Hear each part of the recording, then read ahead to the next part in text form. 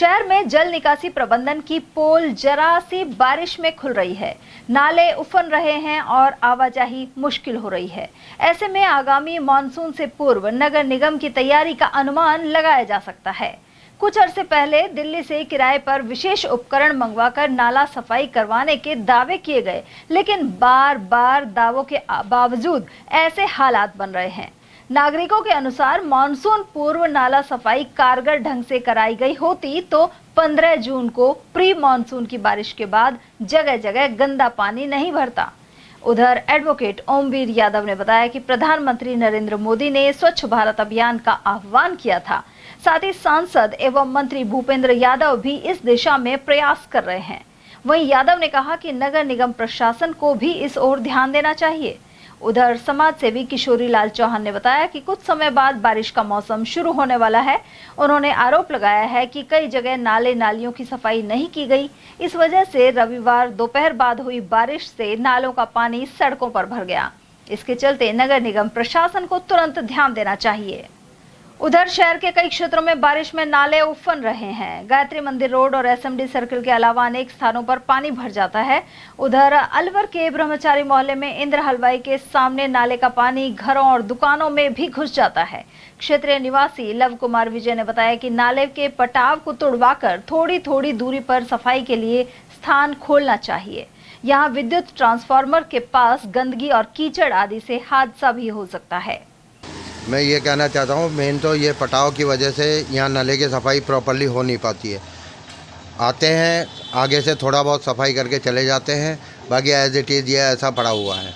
जब तक ये पटाव नहीं टूटेंगे तब तक इसकी प्रॉपर सफाई नहीं होगी। और ये कई बार प्रशासन को पहले भी बताया था, लेकिन इसके बाद कोई ध्यान नहीं देता। आते हैं खाली देख दाख के चले जाते हैं। किनके द्वारा करा गया है? ये सरकारी है जी, सरकार के द्वारा किया गया है। इसको हटवाना चाहिए। इसको मेन जो है जगह कम से कम इतनी थोड़े थोड़े पटाव बीच में पहले थे, गैप पहले ज़्यादा थे कि जिनका घरों का रास्ता है उनके तो प्रॉपर बने हुए थे, ठीक है। उसके बाद तो पूरा खुला हुआ था जिससे जेसीबी मशीन से आराम से निकल जाता है। अब यहाँ से आगे जो आप चले जाओगे पूरा का पूरा दबा हुआ है।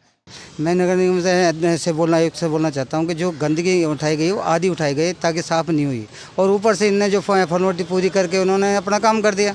बाकी गंदगी तो वैसे की वैसे भरी हुई है।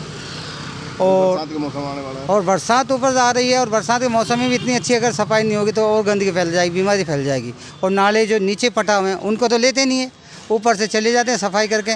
बाकी सफाई के नाम पे ऐसा कुछ भी सफाई नहीं है। बताया जाता है दिल्ली से नगर निगम के लिए जो मशीनरी आई है साफ सफाई के लिए, वो कहाँ यूज हो रही है, कुछ कह सकते हैं?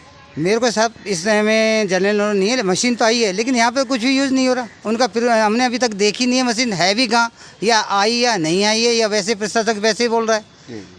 और सड़क पे या नला के पास हमने कोई नहीं देखा। कल जो एक ही बरसात के अंदर जो नालों का पानी, नालों की गंदगी रोडों पे आ गई है। पैदल चलना और बाइक से या गाड़ी से चलना तो बड़ी मुश्किल हो गया है।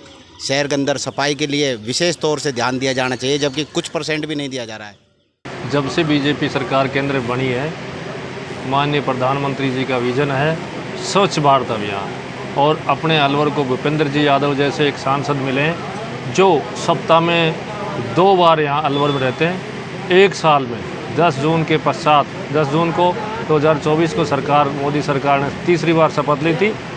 भूपेंद्र जी सांसद बने थे यहाँ से। उसके बाद एक साल में लगातार सड़कों की, नालों की साफ़ सफाई लगातार हो रही है, और अब बारिश के मौसम में भी नालों की सफाई हो रही थी। अब जहाँ कहीं थोड़ी बहुत दिक्कत है वो इस बारिश के मौसम में करवा देनी चाहिए। नगर निगम की टीमें लगी हुई हैं। हमारे सांसद जी युवा हैं, काफ़ी मेहनती हैं, और इस दिशा में पूरे प्रयास कर रहे हैं। और जहाँ नालों की समस्या है वहाँ नगर निगम की टीम जाके देखेंगी। कुल मिलाकर मानसून की बारिश शुरू होने से पहले इन इंतजामों में सुधार की जरूरत बनी हुई है।